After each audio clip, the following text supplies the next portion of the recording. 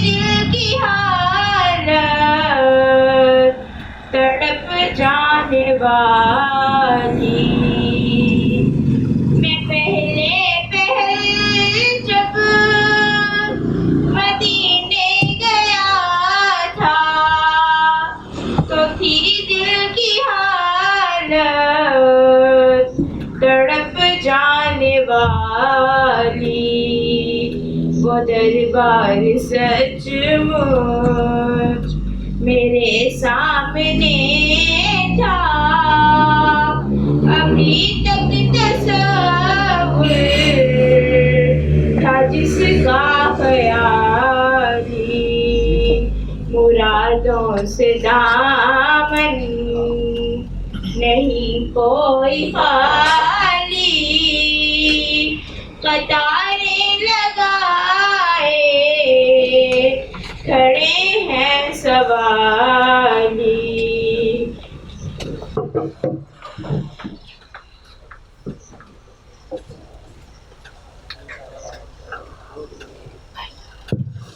Thank you so much. Now I would like to invite Sir Hassan Nawaz, who recently qualified PMS, to put some light on PMS and CSS.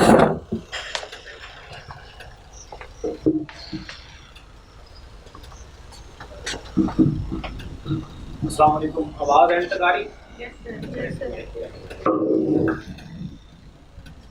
जी, जैसा उन्होंने बताया, my name is Hasan Nawaz and I have done graduation, post graduation in media and communication studies from International Islamic University Islamabad. Apart from that, I have almost cleared 7 papers of different jobs from 16 to 17 grades. Like recently, I got allocation as Assistant Director in Ministry of Defence. Apart from that, I have also qualified written part of PMS 2020. So 5 से 7 minute के अंदर मुझे बताया गया कि आपने CSS और PMS के बारे में जेनेरिक ओवरव्यू देना है।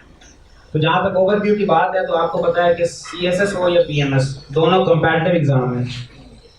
तो जहाँ CSS एक बेसिकली सेंट्रल ब्यूरोक्रेसी को डील करता है, जो फेडरल लेवल के जैसा कि कंपैरेटिव एग्जाम है, जिसमें लेकिन 18वीं तरमीम के बाद, उससे पहले ये पंजाब का जो सूबाई ब्यूरोक्रेसी होती थी उसे हम PCS या PSS कहते थे। लेकिन 18वीं तरमीम के बाद चूँकि PMS रेगुलराइज हो गया है तो अब ये तकरीबन हर साल ही कोर्ट के आर्डर्स के मुताबिक पेपर्स हुआ करेंगे PMS में। तो ये तो आपको एक पता चला कि इम्तिहान होता है, लेकिन इम्तिहान की नौयत किस तरह की होती है और उसमें जो पेपर्स कितने होते हैं, कंपल्सरीज कितने होते हैं, ऑप्शनल कितने होते हैं, और इसके बाद जब आपका ये एग्ज़ाम क्वालिफाई हो गया तो उसके बाद आपको रिवार्ड्स कौन कौन से मिलेंगे, तो ये एक इम्पॉर्टेंट बात है जिसके लिए आप इतनी एफर्ट कर रहे हैं। अभी तक तो हम लोग यही सुनते आए हैं कि आप CSS कर लें तो आप जो है वो ब्यूरोक्रेट हो जाएंगे, आप कमिश्नर हो जाएंगे, डिप्टी कमिश्नर हो जाएंगे वगैरह वगैरह। तो मैं आपको सबसे पहले तो बता देता हूँ कि ये प्रोसेस होता किस तरह का है। तो CSS में जो बेसिकली और PMS दोनों में 12 पेपर्स आपको पास करने होंगे 12, जिसमें 6 कंपल्सरी हैं और 6 ऑप्शनल्स हैं। कंपल्सरी में CSS में हमारे पास सबसे पहले इंग्लिश ऐसे का पेपर होता है। 100 नंबर का आपको एक इंग्लिश ऐसे लिखना होगा जिसके अंदर आपको 10 टॉपिक्स दिए जाते हैं। दूसरे नंबर में हमारे पास जो आता है पेपर CSS के अंदर कंपल्सरी, वो है कंपोजिशन का, प्रेसियन कंपोजिशन।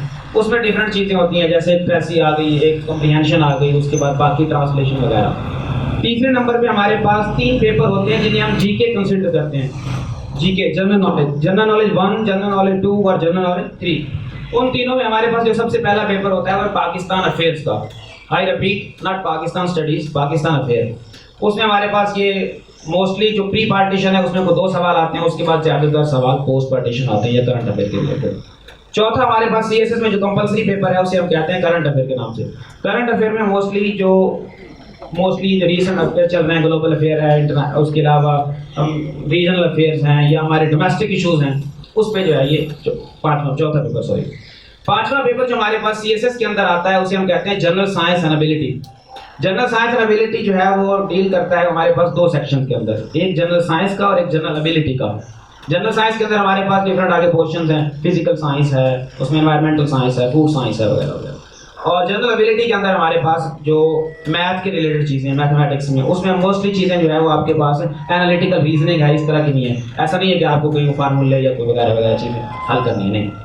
कंपल्सरी हमारे पास जो आखिरी और 6th पेपर है उसे हम कहते हैं इस्लामिक स्टडी का। इस्लामिक स्टडी के अंदर भी मोस्टली जो रिसेंट चीज़ें हैं या उसमें करंट डिबेट को भी इंक्लूड कर रहा है, ये चीज़ें होंगी।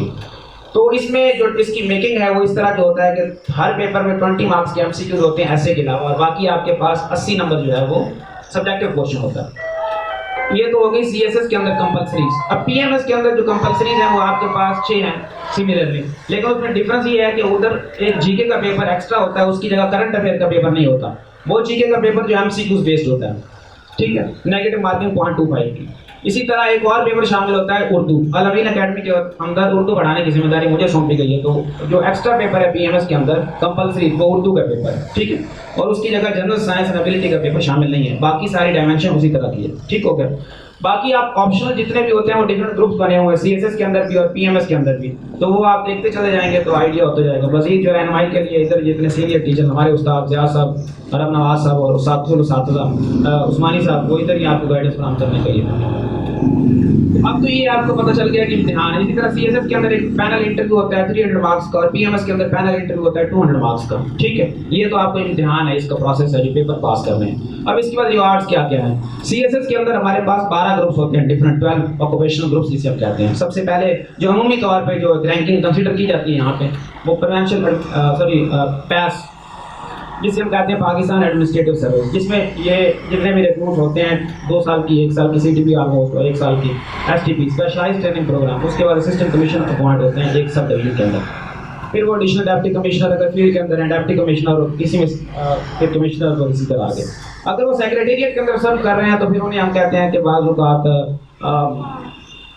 पीएमएस अगर क्वालिफाई करेंगे तो सेक्शन ऑफिसर होते हैं ऑलमोस्ट, और दूसरी तरफ इसी तरह डिप्टी सेक्रेटरी हैं, इंस्पेक्टरी हैं, सेक्रेटरी हैं, कुछ में डिपार्टमेंट ऐसे हैं जिनमें जॉइंट सेक्रेटरी है, स्पेशल सेक्रेटरी होते हैं, ठीक हो गया। तो ये तो आपके पास रिवार्ड्स हैं, ठीक है। पीएमएस में अब ये होता है कि अमूमी तौर पे पहले पीएमएस हर साल नहीं होता था, लेकिन अब पीएमएस कोर्ट के आर्डर, लाहौर हाई कोर्ट के आर्डर के बाद हर साल कंडक्ट होगा, चाहे सीटें कम हो चाहे ज्यादा हो। पहले इसमें 3 ग्रुप्स होते थे, अब इसमें 1 ग्रुप है।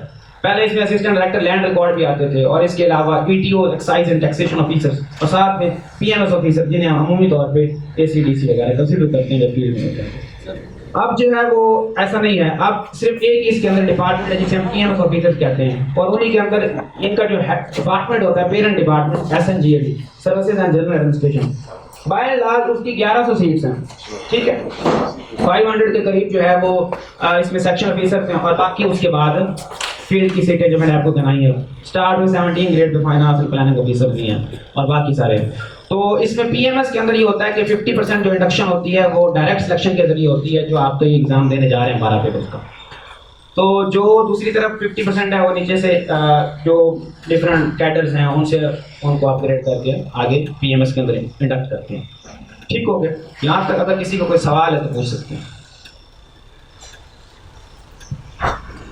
और इसके साथ अगर मैं एक और चीज़ ऐड करना चाहूँ, अक्सर ये बच्चों का सवाल होता है कि सीएसएस करें पीएमएस करें, सीएसएस ना करें पीएमएस करें, कौन सा इजी है कौन सा मुश्किल है। ऐसा कोई नहीं है।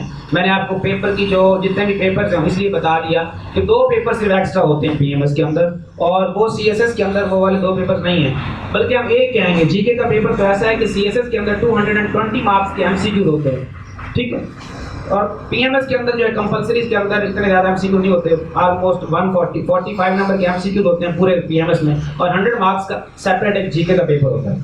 तो हम कहेंगे कि सिर्फ एक एक्स्ट्रा पेपर है पीएमएस पास करने के लिए, वो है उर्दू का, और बाकी जितने भी पेपर्स होते हैं पीएमएस के वो सारे वही हैं मोर और लेस जो सीएसएस वाले हैं।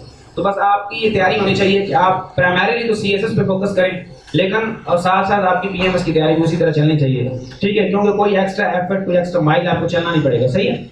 तो इसके साथ जो मेरा आपको मशवरा यही है कि आप अपने बुनियादी तौर पर बाकी टीचर हैं उनको आपको बताएंगे तैयारी किस तरह से करनी है। तो सीएसएस और पीएमएस के हवाले से जो जेनेरिक ओवरव्यू था मेरे ख्याल में मैंने अपनी तरफ से क्लियर कर दिया है। किसी को कोई सवाल हो तो पूछ सकते हैं।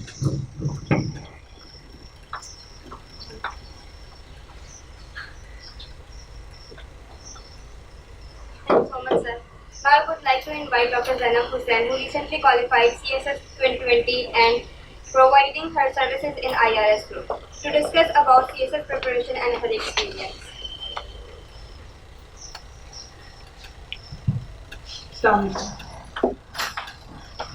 जी मेरा नाम है doctor Syeda Zainab Hussain, CSS 2020 and PMS 2020 qualified हूँ।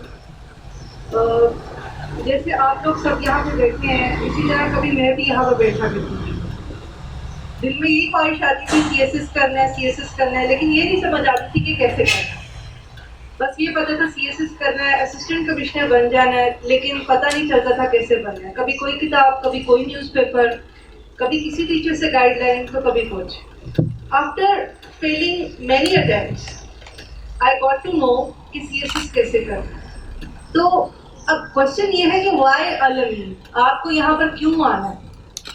उसकी वजह ये है कि यहाँ पे जो टीचर्स हैं, ये वो टीचर्स हैं, टॉप मोस्ट फैकल्टी है इस वक्त लाहौर की, जो इंडिविजुअली कभी घरों में या डिफरेंट यूनिवर्सिटीज़ में पढ़ाया करते।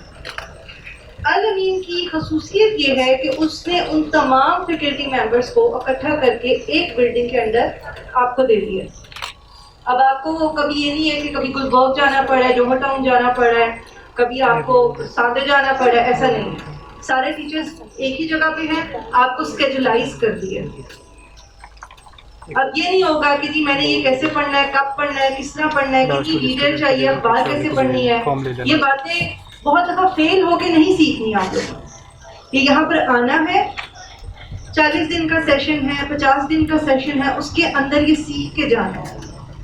और मोस्ट इम्पॉर्टेंट बात जो हमारे सेशन की है वो ये नहीं है कि हम आएंगे, आके बोर्ड पर लेक्चर लिख के चले जाएंगे और दैट्स इट, ख़त्म बात, अल्लाह हाफ़िज़। नो, हम क्या करेंगे, हम डेली आपका टेस्ट लेंगे, उस डेली टेस्ट को चेक करके वापस करेंगे और इंडिविजुअली आपको बताएंगे कि आपके अंदर ये प्रॉब्लम्स आ रही हैं। ऐसा नहीं होगा कि बस लेक्चर दिया यूनिवर्सिटीज़ की तरह, semester over so the game is over. No, जब आप एक दफ़ा अल-अमीन का पार्ट बन गए हैं तो अल्टीमेटली आप जब तक आपका CSS PMS क्वालिफाई नहीं होता, आप यहाँ का ही पार्ट है। हम आपको ओन करते हैं, हम सिर्फ कोई बिजनेस नहीं रन कर रहे, वी आर ओनिंग यू। सो मेरी एडवाइस है कि बजाय कि आप लोग अपना टाइम मज़ीद वेस्ट करें, लाइफ में जल्दी से जल्दी आपको सक्सेस अटेन करने का यही तरीका है कि आप अप्रोप्रिएट गाइडलाइंस के अंदर वो चीज़ें अटेन कर लें बाय अल-अमीन अकेडमी। मैं कोई ब्रांड नहीं प्रमोट करी, मैं इनकी ब्रांड एम्बेसडर नहीं हूँ, this is my personal experience. जो यहाँ पे फैकल्टी है, मेरा उसके साथ पर्सनल एक्सपीरियंस है। So if anyone has any question you can ask.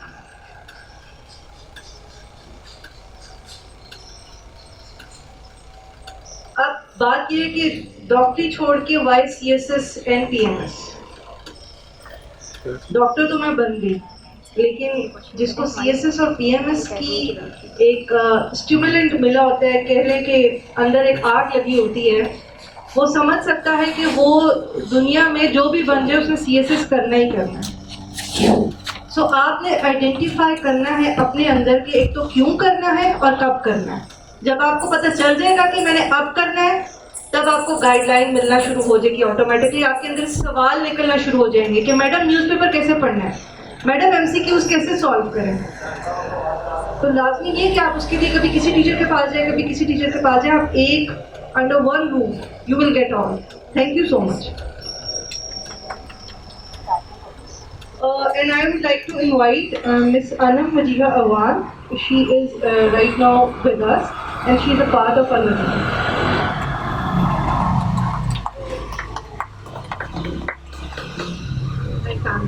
आवाज़ आ रही है? अच्छा, डॉक्टर ज़ैनब ने बड़ी अच्छी चीज़ें बताई आपको, तो इस प्रोसेस में तो आप आ गए हैं। अभी कुछ साल पहले तक जब मैं और डॉक्टर ज़ैनब हमने तकरीबन तैयारी भी इकट्ठे की, तो आज आपके पास चीज़ें टेक्नोलॉजी और मीडिया की वजह से एक जगह पे आपको चीज़ें मिल रही हैं, ठीक है।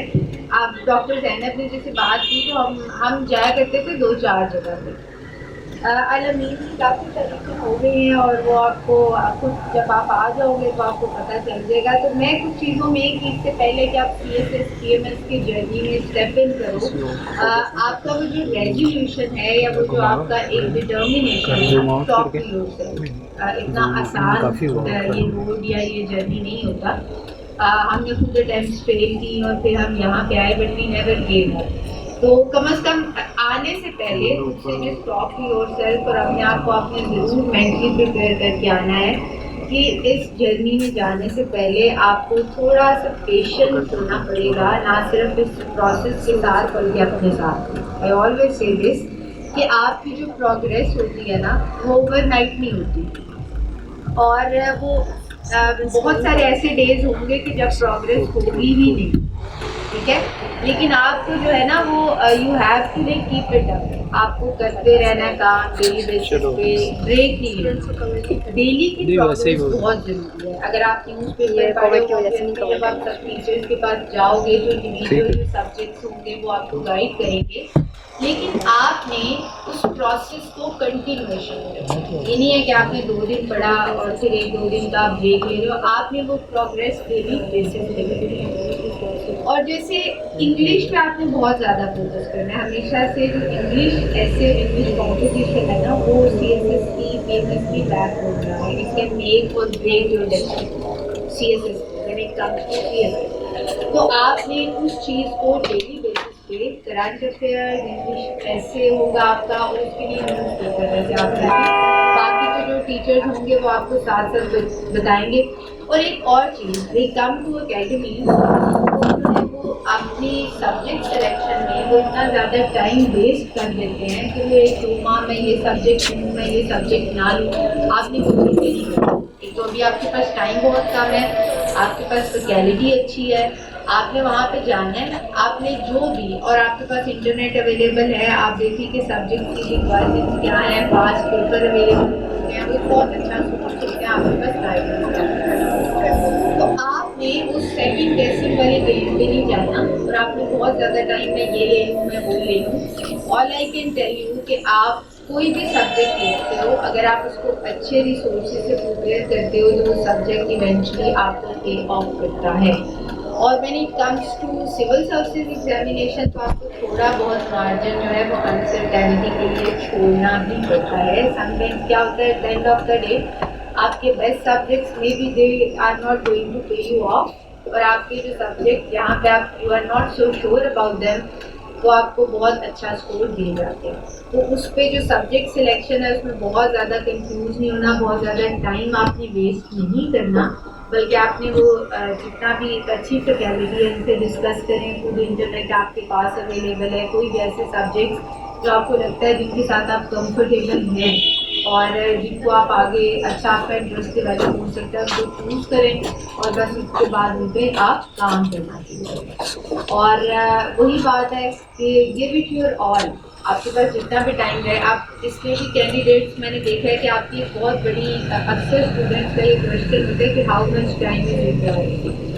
इसमें आपने इस डिबेट में जाना है, but ever time is left with you, आपने उसको अपना बेस्ट देना है। और as you are here in the academy, तो आपको एकेडमीज बेसिकली एकेडमीज का पर्पस क्या होता है कि वो आपकी एफर्ट को ना सिर्फ स्ट्रीमलाइन कर देती हैं बल्कि आपका जो बर्डन होता है उसको रिड्यूस करती हैं, और आपकी जो डायरेक्शनलेस एफर्ट्स होती हैं बेसिकली आपका टाइम वहाँ पे आपका वेस्ट होता है। आप एकेडमी आएँ, यहाँ पे टीचर जो फैकल्टी बहुत अच्छी है माशाल्लाह से, तो उनसे आप अपना आएँ और अपने सब्जेक्ट्स अपने डिसाइड करें, चूज़ करें फ़ौरन, और फिर just start working on them. You don't have so much time to waste in subject selection और रैंडम थॉट्स। तो बस मेरा यही है कि एक दफ़ा अपने आप से जस्ट टॉक टू योरसेल्फ कि आप इस जर्नी पे जा रहे हो, और it's definitely going to be a bumpy road. तो गिव अप नहीं करना, कभी प्रोग्रेस नहीं फील होती होगी। इवन सेकंड अटैम्प्ट में दिसंबर में आके हम सोचा करते थे कि हमारी तैयारी नहीं है तो हमने ये अटैम्प्ट ही नहीं किया। अटैम्प्ट स्किप नहीं करना, जस्ट गिव योर बेस्ट। और जितना भी अभी आपके पास टाइम रह गया है, हाँ एक मैं ये भी नहीं कह रही कि इतना सिंपल होता है, चीज़ें इतनी ईजी होती हैं, मतलब एक every single second you can rob off this time, आप उसको लो और उसको। That's all I want to say. Thank you. Thank you so much, ma'am. It is very much informative. Now I would like to invite Sir Ziaullah, PMS officer and currently teaching English essay in Al-Amin Academy.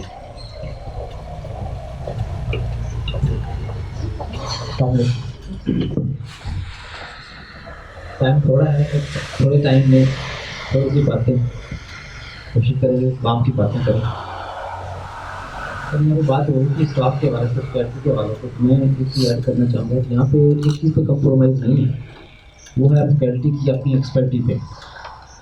Normally हमने दौर में भी देखा बहुत सारी चीज़ें, बहुत सी जगह और भी विजिट की, तो वहाँ पर प्रॉब्लम ये है कि आपका अपना सब्जेक्ट और है, आप पढ़ा कुछ और है। तो कभी भी ऐसा नहीं होता कि बेशक आपने वो सब्जेक्ट आपने किसी भी अटेम्प्ट में, चाहे वो PMS की हो चाहे CSS की हो, उसमें आपने उसको पढ़ा हो एक ऑप्शनल के तौर पे, और उसमें आप एक्सपर्ट हो या आपकी उतनी कमांड हो जितनी एक सब्जेक्ट के बंदे की होती है। तो यहाँ पे इस चीज़ पे कंप्रोमाइज़ नहीं है। जिसका जो सब्जेक्ट है, जिस सब्जेक्ट में एक्सपर्टी है, वो उसी को डील करता है। उसके बाद यहाँ पे इंग्लिश ऐसे मैं पढ़ाता हूँ, हम यहाँ पे कोशिश करेंगे कि ऐसे को उन ग्राउंड्स के ऊपर पढ़ा जाए, उन ग्राउंड्स के ऊपर उसकी प्रैक्टिस की जाए, उसको एवेल्युएट किया जाए कि हम उसको पास कर सकें। हमारे को टॉल क्लेम्स नहीं है इसमें कि हम आपको कोई एक्सपर्ट बना देंगे इस सेशन के अंदर, ऐसा कुछ भी नहीं है। हाँ, इतना ज़रूर आपको कहते हैं कि हम इस सेशन में आपको इस काबिल बना देंगे कि आप पास कर सकें। अभी ये कुलीग हमारी बात कर रही थी कि जो सबसे इम्पोर्टेंट आपका सब्जेक्ट है, जो क्रूशियल सब्जेक्ट है, वो आपका इंग्लिश ऐसे है, मेजॉरिटी इसमें फेल होती है। तो हम कोशिश करेंगे इस सेशन के दौरान कि आपको इस काबिल बनाया जाए कि आप वो जो एक लाइन है 40 नंबर वाली, या आप वो जो एक दौड़ है जो हज़ारों की दौड़ है उसमें से चंद सौ आगे निकलते हैं, हम उस लाइन में आपको लेके आए, इतना हम कोशिश करेंगे। और उसके पीछे क्या है, उसके पीछे ये है कि हम कोशिश की जाती है यहाँ पे कि आपको ऐसे की जितनी भी रिक्वायरमेंट्स हैं, ऐसे की टेक्निक्स हैं, ऐसे का रिसर्च मटीरियल है, ऐसे की प्रॉपर अंडरस्टैंडिंग है, वो सारी चीज़ें आपको चलाई जाती है। और उसके साथ साथ आपकी रेगुलर एवेल्युएशन होती है। रेगुलर काम आपको दिया जाता है, साइन किया जाता है, रेगुलर आपको फीडबैक दिया जाता है, आपको डूज एंड डोंट्स के बारे में बताया जाता है, क्या करना है क्या नहीं करना, कहाँ इम्प्रूवमेंट की ज़रूरत है, सारी चीज़ें आपको साथ साथ बताई जाती हैं। नॉर्मली अकेडमीज में क्या होता है कि आपको 8-10 क्लासेज आपकी अरेंज कर दी जाती हैं, उसमें कुछ लेक्चर्स आपको दे दिए जाते हैं, और जाते हुए आपको कुछ हैंड आउट्स, कुछ नोट्स आपके हाथ पकड़ा दिए जाते हैं, और शायद ये कह दिया जाता है कि ये ले जाए साथ, आपको फाका होगा। यकीनन नहीं होता ऐसे। रेगुलर प्रैक्टिस चाहिए इसके लिए, आपकी रेगुलर अंडरस्टैंडिंग चाहिए इस टॉपिक की। और जो अब जो ऐसे है वो मॉडर्न ऐसे है, वो वक्त के साथ साथ ये भी इवॉल्व हो रहा है। अब मॉडर्न रिक्वायरमेंट्स है उसकी, तो एकेडमिक राइटिंग तो आए दिन चेंज होती है, आए दिन उसकी एवोल्यूशन प्रोसेस से गुजर रही है, बहुत सारी चीज़ उसमें ऐड अप हो रही हैं। तो वो जो पुराने तरीके थे, पुराने मेथड्स थे, वो सारे अब ऑब्सोल्यूट हो चुके हैं। तो मॉडर्न ऐसे है, मॉडर्न एकेडमिक राइटिंग है। तो हम यहाँ पे कोशिश करते हैं कि उन्हीं लाइन्स के ऊपर आपको तैयार किया जाए। मैंने पहले बताया कि आपको एक्सपर्ट बनाना हमारा मकसद नहीं है, आपको इस काबिल बनाना हमारा मकसद है कि आपको 40 नंबर वाली वो जो लाइन है, वो जो औखा मरहला आप लोगों के लिए, उसको अप्रूव करें, बस इतनी सी बात है। और उसके लिए हम कोशिश करते हैं कि आपको प्रॉपर जो टेक्निक्स है ऐसे की एकेडमिक राइटिंग की प्रॉपर टेक्निक है उसके ऊपर काम करवाया जाए, आपको टॉपिक्स की अंडरस्टैंडिंग के साथ साथ टॉपिक्स प्रिपेयर करवाया जाए। ऐसा नहीं होता कि आपको कुछ चीज़ें बता के, टेक्निक्स बता के आपको अपने हाल पे छोड़ दिया जाए, ऐसा नहीं होता। बाकायदा जो इम्पोर्टेंट टॉपिक्स होते हैं, एक्सपेक्टेड टॉपिक्स होते हैं, उनके ऊपर आपको प्रिपेयर किया जाता है। आप लोग खुद अपने असाइनमेंट्स उसके ऊपर तैयार करते हैं, आपको उसके ऊपर फीडबैक किया जाता है, उसी को इम्प्रूव किया जाता है। इम्प्रूव करने के बाद आप इस काबिल हो जाते हैं कि आप कल एग्ज़ाम में बैठे तो आपको ये परेशानी ना हो कि पता है मेरे साथ क्या होगा। आप इतने कॉन्फिडेंट होते हैं कि हाँ मैंने अच्छा पढ़ा है, अच्छी प्रैक्टिस की है, और इंशाल्लाह आज हम अच्छा लिखेंगे। तो हम कोशिश करेंगे कि आपको ऐसे कि हर एस्पेक्ट के हवाले से तैयार किया जाए। कहीं भी ऐसी कमी, कोई रूप होल ऐसा हम नहीं छोड़ते कि कल को एग्जामिनर आपका पेपर चेक करते हुए सोचे कि इसको पास करना या नहीं करना। आप पेपर ही ऐसा दें कि वो उसको जब शुरू करें तो उसको लगे कि ये बंदा पोटेंशियल कैंडिडेट है, मैंने इसको पास करना। अगर मैंने 2 दफ़ा CSS पास किया, 3 दफ़ा मैंने PMS क्वालिफाई किया है, तो 5 अटेम्प्ट्स में 5 दफ़ा मेरा ऐसे पास हुआ, तो उसके पीछे यकीनन वो कहते हैं कुछ शबे हमने भी गुजारी है रियाजत की, तो उसके पीछे यकीनन रियाजत थी। और वो यही है जो अभी आपको बता रहे हैं कि हमने टेक्निक सीखी है, हमने टेक्निक्स पे काम किया, हमने प्रैक्टिस की, फीडबैक लिया, तब जाके इस काबिल हुए कि आप लोग 6 अटैम्प्ट्स होती हैं, 6 अटैम्प्ट में तरसते हैं कि कभी शायद एक अटैम्प्ट ही हमारी निकल जाए, और मैंने 5 अटैम्प्ट्स क्वालिफाई की। तो हम कोशिश करेंगे कि इस सेशन में आप लोगों को उन्हीं लाइन्स के ऊपर पढ़ाया जाए ताकि आप लोगों को जो लाइन है 40 नंबर वाली वो आप अप्रूव कर सकें। बहुत शुक्रिया आप लोगों का। आपने लाइब्रेरी ज्वाइन की इस दौरान? आपने कुछ लाइब्रेरी ज्वाइन की जब आपने कुरान की तैयारी की? जब मैंने मैडम शुरू की थी तैयारी तो मैं जॉबियन था already. I was serving 17 grade in agriculture department, so I prepared on my on self. हाँ, इंग्लिश ऐसे के लिए मैंने गाइडलाइन ज़रूर ली थी। तो उसके अलावा ये होता है कि जैसे बात हो रही थी, कुछ ग्रुप्स ऐसे बात आपको मिलते हैं, आपके जो पीयर्स आपको ऐसे मिलते हैं कि आप जब स्टडीज में रहते हैं तो आपको हेल्प कर रहे होते हैं। तो अल्लाह का शुक्र है कि ऐसा ग्रुप मुझे मिला था, और वो ग्रुप भी अब वही बात है कि जब आपको अच्छी गाइडलाइन मिलती है तो आप कामयाबी के बिल्कुल करीब पहुँच जाते हैं, और कामयाबी यकीनन आपका मुकद्दर बनती है। तो एकेडमी भी आपको वही गाइडलाइन भी देती है। तो वही गाइडलाइन जब हमें मिली थी, हमने भी एक वहाँ मैं जब प्रोफेसर बाद वहाँ पर था, तो जो गाइडलाइन जब हमें मिली तो यकीन माने हमारे 5 लोग थे हम उस ग्रुप में, और पाँचों लोग आज CSP गए। तो ये होता है गाइडलाइन। जब मैंने आपको बताया 5 टाइम्स मेरी क्वालिफाइड है, 6ठी का मैंने नहीं बताया जो मैंने फेल की थी, और वो मेरी फर्स्ट टाइम थी। जब मैं वो कहते हैं बेमुर्शिदा था ना, तब मुझे पता नहीं था जब कि होता कैसे, करना कैसे, और जब वो लाइन मिली मुझे तो उसके बाद अल्लाह का शुक्र है कभी ऐसा मौका दोबारा नहीं बना। Thank you so much, sir. Now I would like to invite Sir Abnawaz, PMS officer. He got 4th position in PMS 2018.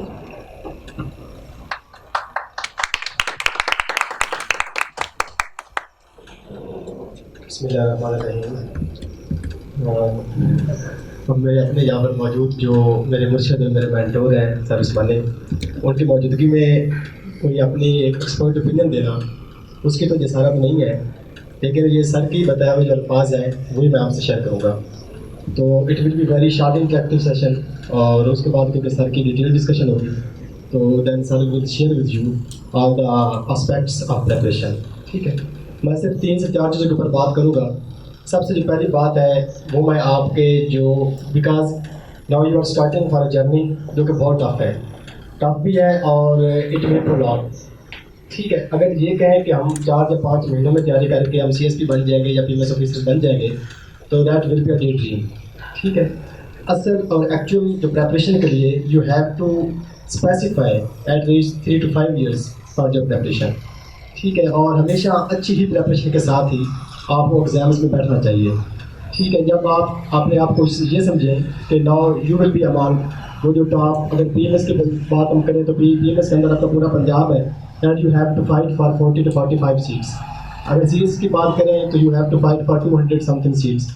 तो इसलिए उस लेवल की प्रेपरेशन जो है ना वो आपको करनी पड़ेगी।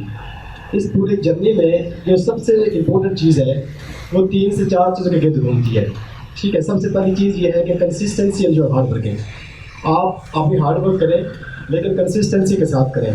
ये नहीं है कि आप कोई हफ्ता 10 दिन पढ़ लिया, फिर हमने कहा कि चलो बड़ा हो गया 2-4 दिन फिर ब्रेक ले ली, फिर 10 दिन पढ़ लिया, फिर 5 दिन ब्रेक ले ली। तो ये जो ब्रेक है ना ये आपको फिर 0 पे ले जाएगी।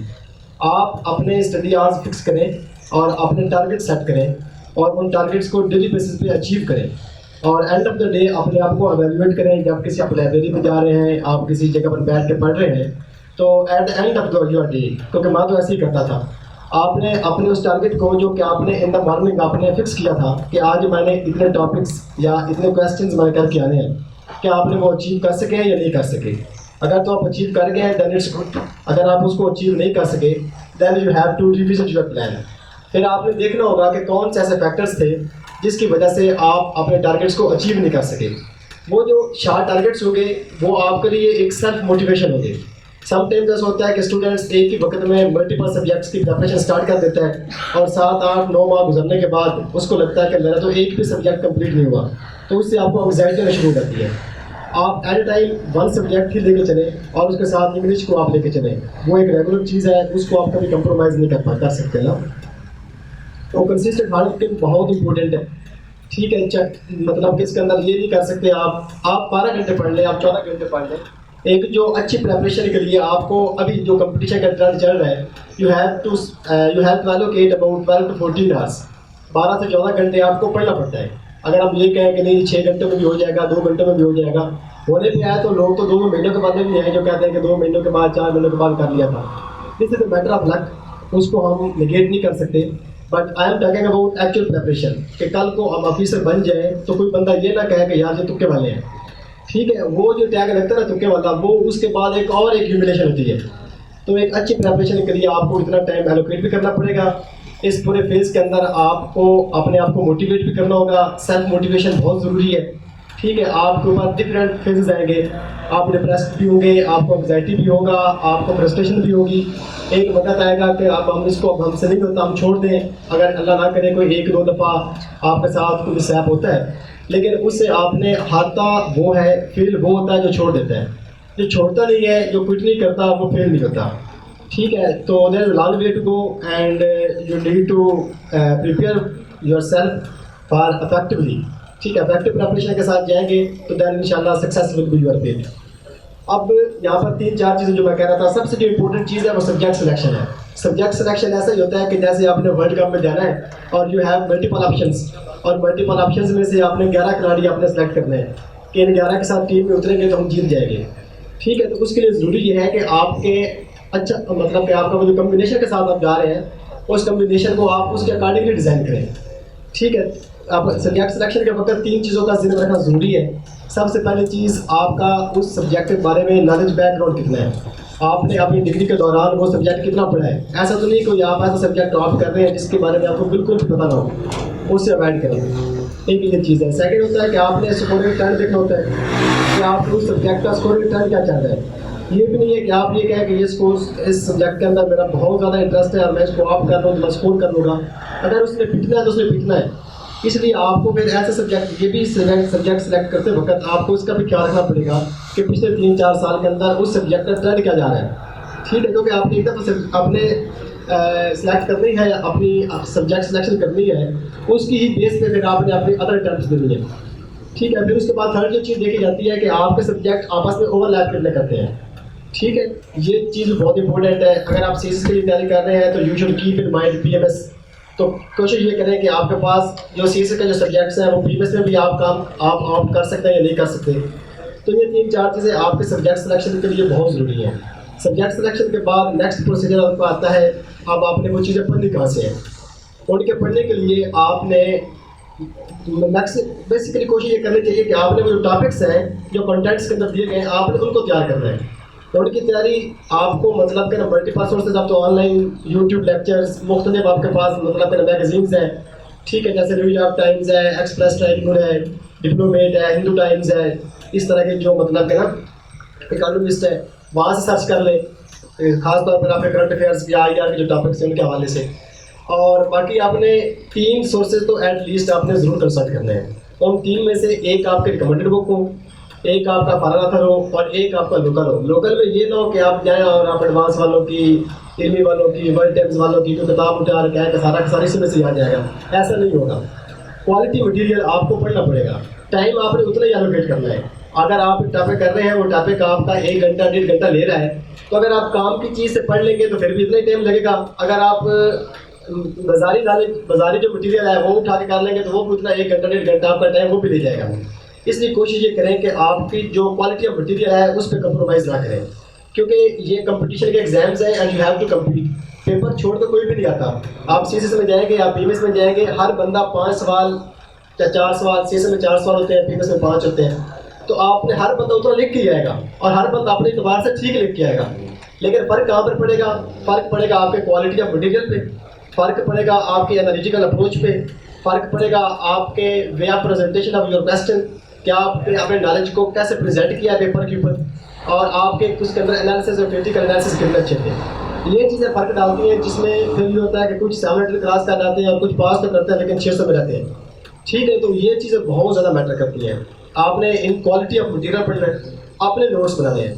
कभी किसी से नोट्स नहीं लेने, कभी किसी के नोट्स लेके ये कॉपी करवा के या नोट्स लेके ये देख लें कि यार मैंने नोट्स बनाने हैं तो मैं नोट्स कैसे बनाऊँ।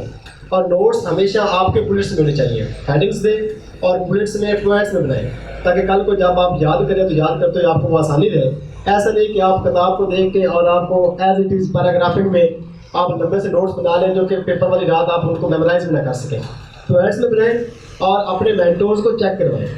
और हमेशा जब पढ़ना है, अगर हम अकेडमी की एक सिग्निफिकेंस की बात करें तो अकेडमीज जो है या अच्छे मेंटोर्स जो हैं वो जस्ट आपको एक डायरेक्शंस देते हैं, ठीक है ना। पढ़ना आपने खुद ही है, ठीक है, अगर आप ये कहेंगे ना कि हम मतलब किसी अकेडमी से पढ़ लेंगे, किसी टीचर से पढ़ लेंगे तो हमारी 100% प्रेपरेशन हो जाएगी, 100% आपकी प्रेपरेशन नहीं होगी।